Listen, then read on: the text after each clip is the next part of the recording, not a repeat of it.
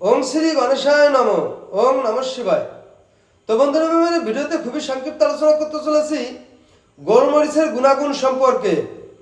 যদি কোনো ব্যক্তির ফোড়া হয়ে থাকে তাহলে ওই ব্যক্তি রক্তচন্দনের সহিত গোলমরিচ একত্রে ভালো করে বেটে দুটোকে মিশে ফোড়ার উপর প্রলেপ দিতে পারে, তাহলে একদিনের মধ্যে ফোড়া ফেটে বেরিয়ে যায়। এছাড়া কোনো ব্যক্তির যদি ফোড়া বসানোর দরকার হয় তাহলে ওই ব্যক্তি বেলপাতার সহিত গোলমরিচ একত্রে ভালো করে বেটে ফোড়ার উপর প্রলেপ দিলে ওই ব্যক্তির ফোড়া সম্পূর্ণরূপে বসে যায়।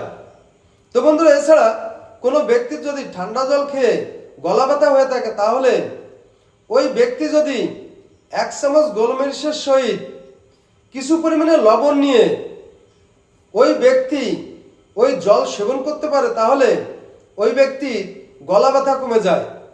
তো বন্ধুরা, এই ছিল গোলমরিচের গুণাগুণ সম্পর্কে খুবই সংক্ষিপ্ত আলোচনা। নমস্কার।